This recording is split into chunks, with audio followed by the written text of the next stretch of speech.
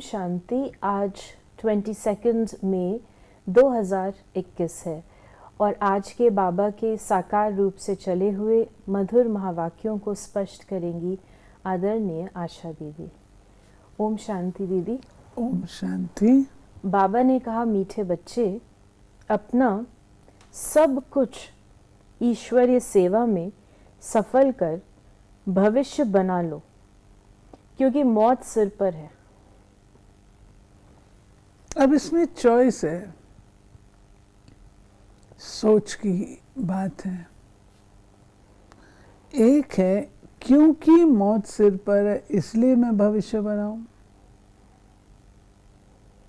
या अपना भविष्य बनाना सेंसिबल बात है। दूसरी बात सही जमती है, क्योंकि जो नेचुरल और नेचर है वो तब होगी जब मैं मौत को और इसको सामने ना देखूं। नहीं तो मौत कॉन्शियस हो जाते हैं। वो भी हो जाते हैं, और जब तक वो हैं तब तक तो रहेंगे, उसके बाद फिर वैसे तो वो तो नहीं चाहिए ना। एक घटना घटी थी, कई लोगों ने सोचा 1976 में विनाश हो जाएगा। 76 से तो बड़े सुधरे हुए चले, बहुत अच्छे, विनाश हो जाना। 76 चला गया, कुछ भी नहीं हुआ। तो कई भागंती हो गए, कईयों ने अपनी और चीज़ें करना शुरू कर दी, आदि आदि। तो बाबा कहता है, तुम ये देखो तुमको नेचुरली क्या करना है, समझदारी किसमें है। सिर पे डंडा है तो मुझे करना है, नहीं, लेकिन समझदारी किसमें, उसको समझ करके फिर काम। प्रश्न है, ज्ञान सुनते हुए भी बच्चों में उसकी धारणा क्यों नहीं होती है? क्योंकि विचार सागर मंथन करना नहीं आता है। बुद्धि योग देह और देह के संबंधों में लटका हुआ है। पहले जब बुद्धि से मोह निकले तब कुछ धारणा भी हो।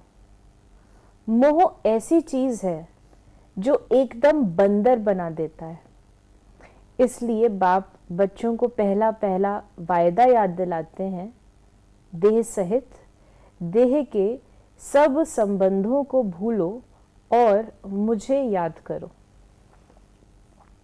बाबा अटैचमेंट का बताते हैं।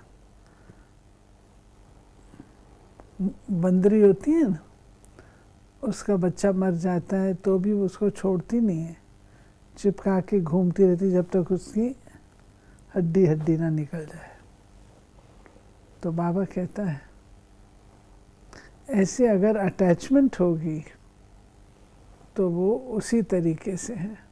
फिर इसको छोड़ना बड़ा कठिन हो जाता है, क्योंकि आपकी थिंकिंग में क्या बस रहा है, उस थिंकिंग को क्लीन करना बड़ा मुश्किल हो जाता है। आप बार बार चक्रिक रूप में जिसके बारे में सोचेंगे वो तो आपके मन और बुद्धि में बस जाएगा ना। अब जो चीज़ आपके मन और बुद्धि में बस जाती है उसको क्लीन करने में कितनी मेहनत है।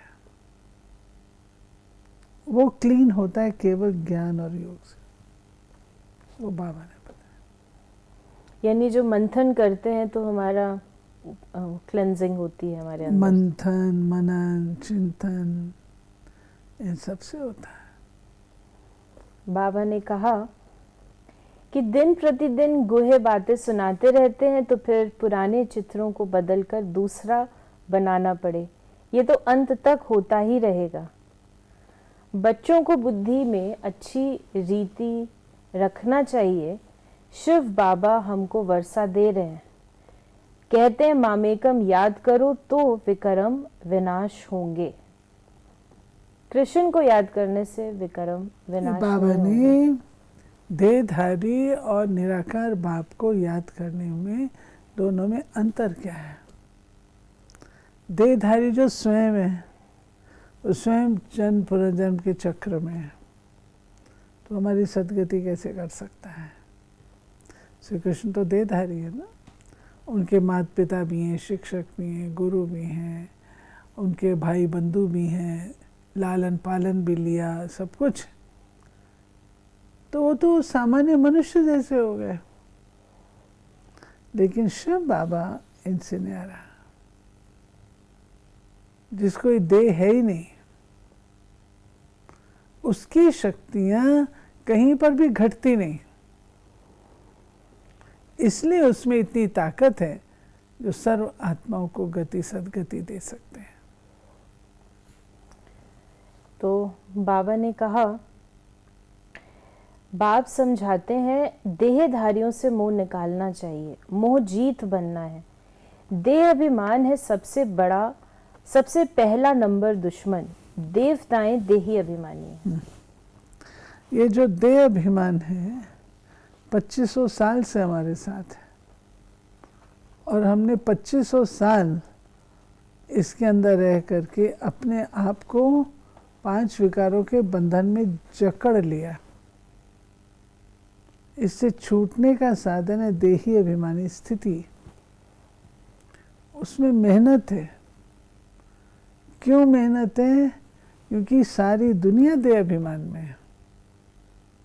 तो देह अभिमान में होने के कारण हमको भी वही एटमॉस्फेयर मिल जाता है, इजी होता है। चैलेंज तब आता है जब आप उससे हट करके दूसरी कोई चीज़ करते हो, देही अभिमानी बनते हो।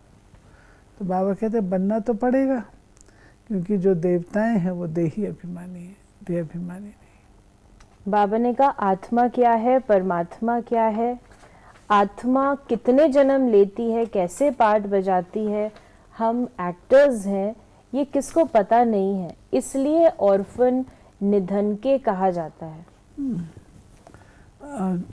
जिस एक्टर को यही ना पता हो कि मुझे क्या रोल प्ले करना, मेरा क्रिएटर डायरेक्टर कौन है, तो एक्टर किस काम का। इसलिए बाबा कहते हैं फिर टाइटल मिल जाता है उनको, निधन, ऑर्फन्स, जिनको कोई बात का ज्ञान ही नहीं है।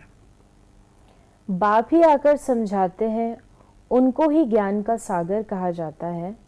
इस समय आकर ज्ञान देते हैं, फिर प्राय लोप हो जाता है।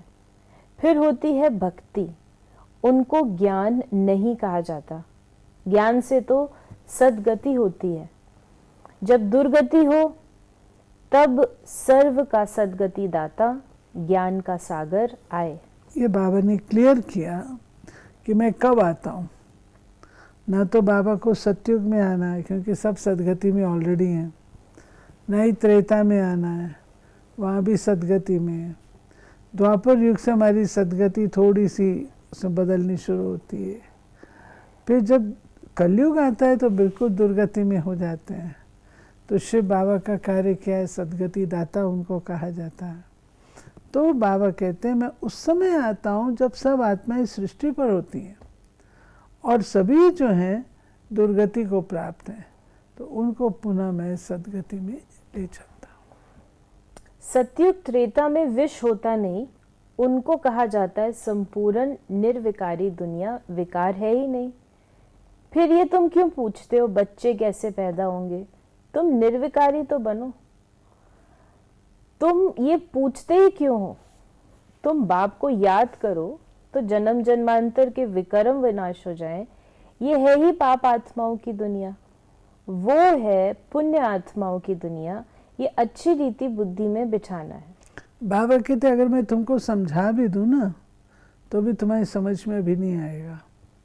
क्यों? क्योंकि है पाप आत्माओं की दुनिया और बुद्धि सबकी मलिन है।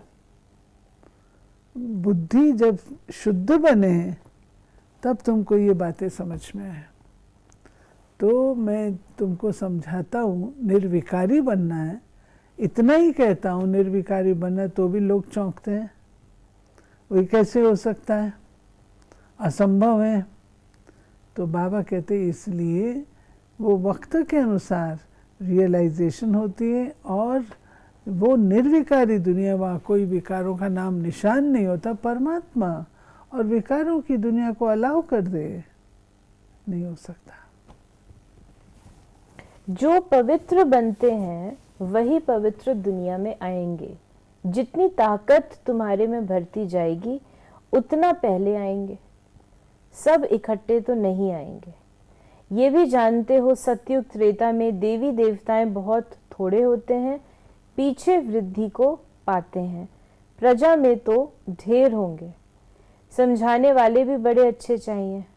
इस प्रकार बाबा ने बताया।